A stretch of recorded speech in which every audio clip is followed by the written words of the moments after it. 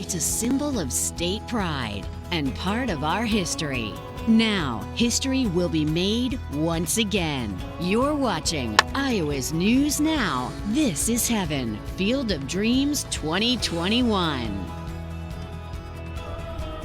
Hello and welcome to the new Field of Dreams. What a field it is. It's a day we've waited a long time for in Eastern Iowa. Major League Baseball, the whole baseball world, setting its sights on the town of Dyersville. Welcome to This is Heaven, Field of Dreams 2021. I'm Mitch Fick. And I'm David Amelotti, and we have a lot to get to in the next 30 minutes. In just a little while, the population of Dyersville will more than double as 8,000 people fill these stands as folks get to watch Iowa's very first regular season MLB game between the New York Yankees and the Chicago White Sox. Excitement already at a fever pitch. You can feel it in the air. Of course, that excitement's been building since Major League Baseball announced those plans to bring a regular season game to Dyersville. But of course, the road to get here has had more twists and turns than that cornfield maze out in left field. MLB first announced plans to play a game 2 years ago, back in August 2019. The original game was slated to play, of course, last year. Construction followed in the fall of 2019 on that temporary 8,000-seat stadium made near the original movie site where we are now. That continued even into the spring during the thick of the COVID-19 pandemic. Even though the start of the 2020 baseball season was delayed in the middle of March, there was no word on the Field of Dreams game until early July. The league replaced the New York Yankees with the St. Louis Cardinals, meaning they would play the Chicago White Sox. But just 2 weeks before the 2020 game, it got postponed until this season. And so with that, the Yankees were back in the game, one of the most prolific sports franchises in American history, taking on those White Sox that, of course, tie directly back to Shoeless Joe Jackson and that famous book that bears his name, and, of course, the movie that's brought us here in the first place. What makes this MLB Field of Dreams game so special are the fans. There's no point of having this game if there's not fans in all of these stands. So I want to hear from them. Why do they think it's so important the MLB bring its talent here to the Field of Dreams in Iowa? A place where time stands still. Unique, yet familiar. On this field, many pickup games and long tosses have been thrown to honor a legacy inspiring baseball fans since the 1980s. And just beyond the left field corn, a new stadium for Major League Baseball's debut in Iowa. We've never seen it, of course. We've got minor league teams in Iowa, but this is going to be really exciting. It's amazing. It's just a whole nother side to baseball, letting baseball grow and get bigger. Fans travel from all over to visit the Field of Dreams movie site. Indianapolis, Indiana. Just south of Los Angeles. Little town called Beardstown, Illinois. I'm from Northwest Indiana, but I grew up on the south side of Chicago. And you don't have to know everything about the sport to enjoy this baseball sanctuary. What do you know about baseball? I know there are runs and outs, and that's about it. All proud to be in Dyersville, Iowa, and happy to share who they're rooting for in the MLB Field of Dreams game. White Sox. I don't know. I'd have to say the Yankees. They're just a legacy team. Being a Sox fan, and nothing would be better than to watch them beat up on the Yankees. Who do you think is going to win? Oh, well, as a former Bostonian, definitely the White Sox, absolutely. For fans like Jack Dolhide, he says what makes this game so special is the bond it forms between people like he and his grandmother. I could never understand why this old lady would get so excited. It grew on us, and she actually taught us, a lot about baseball, told us the rules, and it was a fun family thing. What is surprising to so many fans I spoke with, how in the world is an MLB Field of Dreams game just now happening in 2021? This movie's 33 years old. We should have had one here 30 years ago. We should have them here every year. There ought to be a series of 3 or 4 games with different teams from both leagues playing out here every year. It should happen. That sounds like a lot of fun, and maybe that can happen one day. The MLB does have to start somewhere. After all, if you build it, they will come. And more than 30 years later, Ghost players are still coming out here dressing up and putting on shows for fans from all over the world, and they do it right here at the movie site in Dyersville. In fact, we were out here for an event back in July and talked to some of those players about what it's been like to keep those shows evolving for more than 3 decades. Now say it again. Put your hands together here at Ghost Saturday at the Field of Dreams. We're here just to make this visit for these people be a little more fun. If we can make them forget about their troubles for an hour and a half, 2 hours, then our job is complete. Ain't nobody gonna come say I got a big butt more than one. There's nothing in it. We're trying to do something Now that you said it, we're trying to do something different now. It used to be Coach and I would totally ad-lib the whole show. Thanks for the help, cameraman. I'll get it. This is the first time we've scripted it, and we're trying to pass this on. You know, this is my last year. I'm going to be 71 in September. It's time. And we want to be able to pass it on to these other guys, and they've got something to build off of. We've got a footnote, you know, something, a footpad to start with. I always tell people, you name me another movie site that still brings in this many people 32 years after the fact. There you go. Fair enough, Ross. Run. Fair enough. For Steve Jenkins, this movie has extra meaning. He was a ghost player in the actual movie, and 30 years later, he's sitting down with our own Jillian Brooks to talk about his experience driving from Cedar Rapids to Dyersville to make movie magic. There was an article in the Gazette in the spring of '88 saying that they needed ball players for a movie. After some convincing from his wife, Steve Jenkins laced up his cleats, dusted off his glove, and tried out for the team. So at the end of the training camp in Dubuque, I was selected to be one of the 3 guys on the actors team. That's the director, and that's me. We'd usually go 12 hours till 7 p.m. And if we were filming a night scene, we had to show up at 7 p.m. and we filmed until 7 a.m. Each day started off in wardrobe. It was generally a continuation of the day before shooting. So the uniforms hadn't been cleaned because they need to keep the same dirt spots on them and that sort of thing.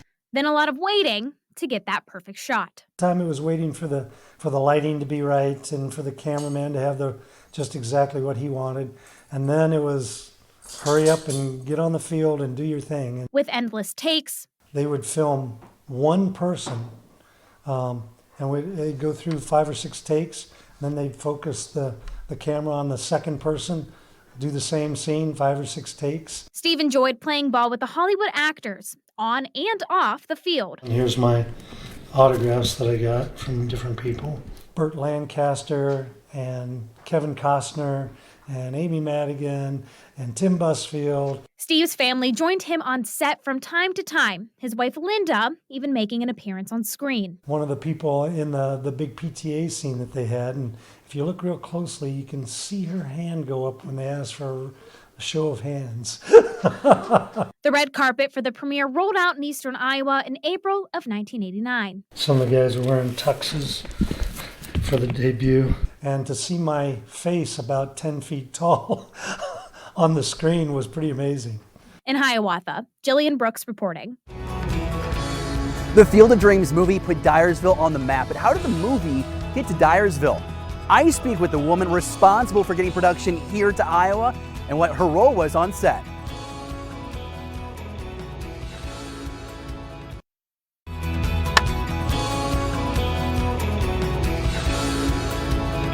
Field of Dreams is a great movie, and it is a great point of pride for the entire community of Dyersville. There might not be a bigger example of that, literally, than here in downtown on First Avenue. This mural is 80 feet wide, and of course it shows one of the most iconic scenes in movie history, those ghost players walking out of Ray Kinsella's cornfield. This mural was already finished last summer, back when Major League Baseball still had plans for the Field of Dreams game to be played in 2020. The artist is Bo Thomas from Wisconsin. It took him 12 days to complete this masterpiece, and this week it has welcomed fans from all walks of life. I've never done a project like that where the whole town kind of stops by and says they love it, so I'm guessing close to 100 cars pulled over to give me thumbs up or say great job. We want to showcase our community to the best of its ability. We have a beautiful town, and we want to showcase that to the tourists that are coming before or during or even after the Major League Baseball game.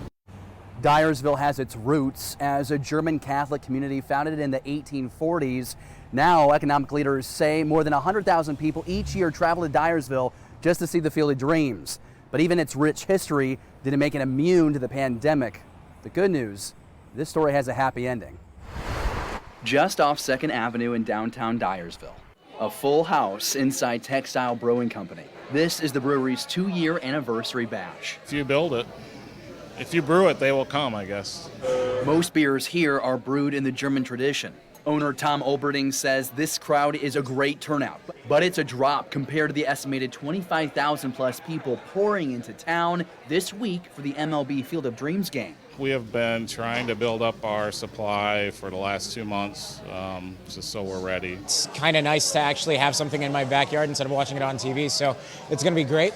Tons of people. Olberding opened Textile Brewery in July of 2019. He says the community support was instant. It was great. I mean, it was better than I could have ever expected. That joy stripped away 6 months later. COVID-19 surged across the country. It was just almost like a funeral. We didn't know what to expect. We didn't know what was going to happen.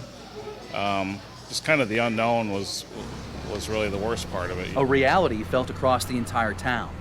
COVID-19, a worker shortage, and the MLB canceled its Field of Dreams game just days before the teams were to arrive in town.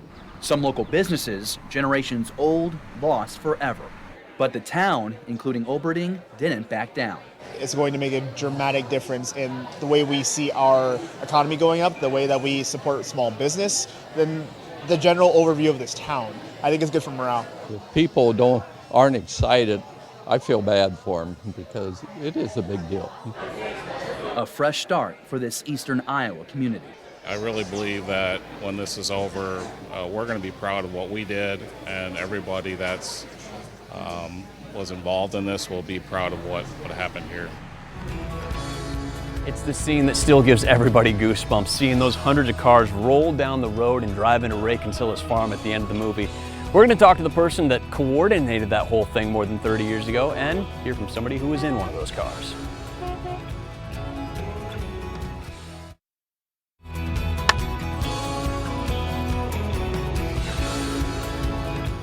One of the more iconic moments from the Field of Dreams movie is that last shot. Traffic stretched for miles because if you build it, they will come.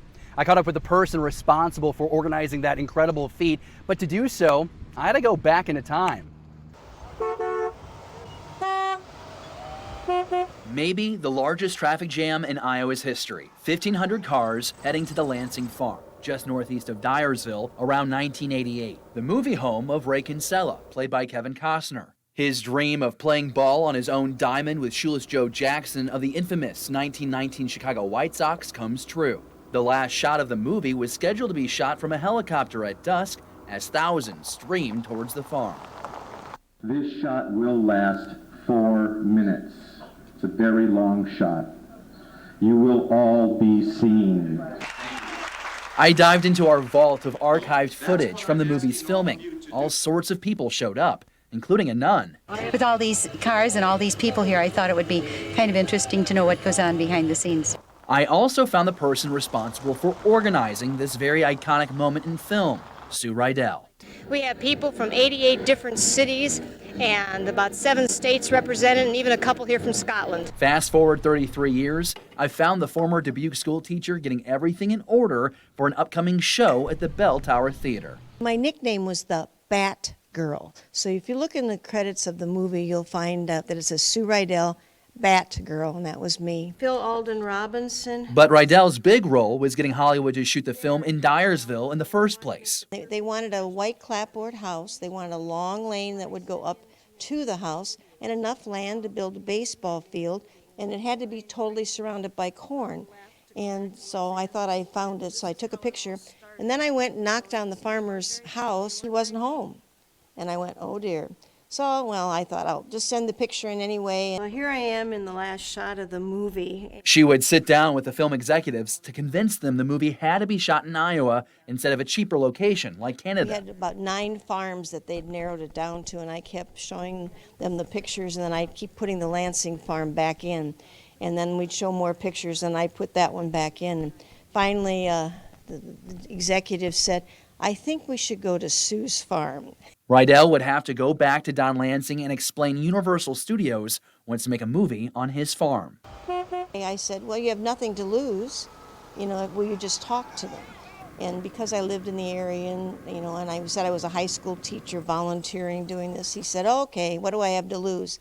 Well, the rest is history. My favorite saying. She says it's interesting that people watched the film and saw all those cars lined up and decided they wanted to do the same. I find it amazing. I go out there and there are all these people and kids playing balls and family having a wonderful time.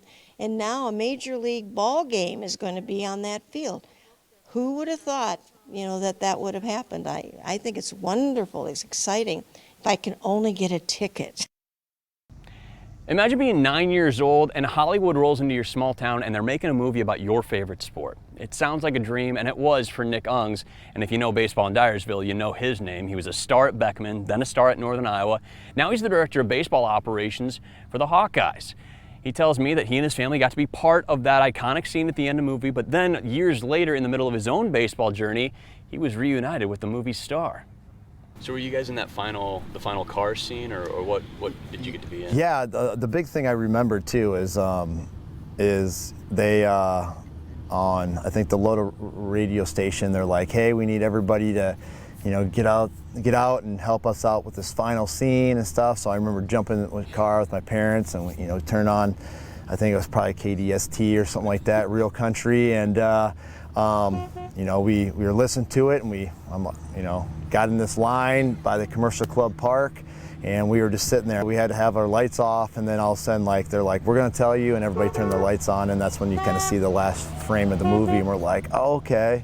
So it took a little bit after, about a year after for everything to kind of hit and realize the impact that it made on our town. When we did go travel from a 10-year-old standpoint, everybody knew what Dyersville was because, it did put us on the map. Going to Northern Iowa and being drafted, it didn't matter where I was in the world playing at the time, Venezuela, Australia, or Taiwan.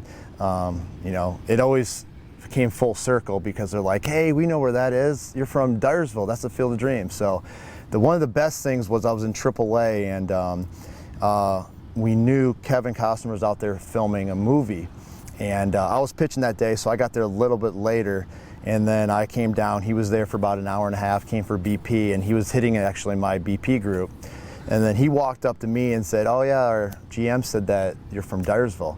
So me and him had a good conversation, and then I actually went upstairs. He kind of finished hanging out with the guys on BP, and then it was just me and him up in the clubhouse before my start, and we kind of talked about, Bull Durham, all these other movies that he made through his career and how he's excited about coming back with his band. He's playing out there, and so it was a cool type of thing. So much later in my career, I think I was 26 at the time, and the movie came out when I was 10. So it's just everything that came full circle. And like we said, Nick played his college ball at Northern Iowa, where he was coached by Rick Heller, who, of course, is also now at the Hawkeyes as the head coach of Iowa's program.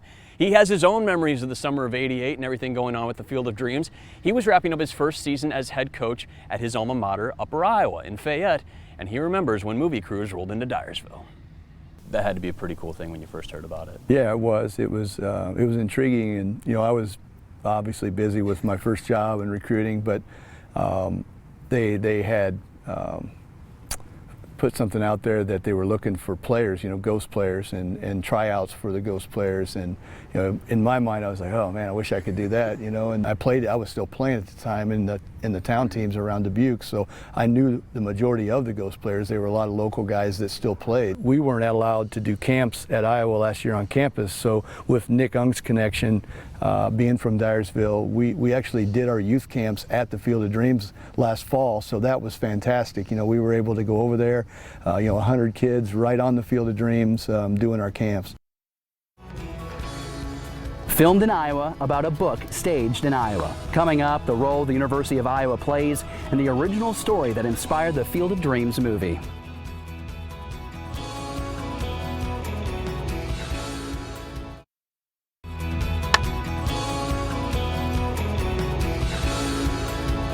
The movie Field of Dreams hit theaters in the spring of 1989. It was made for $15 million and exceeded all expectations. It grossed more than $64 million in the US and Canada and more than $84 million worldwide.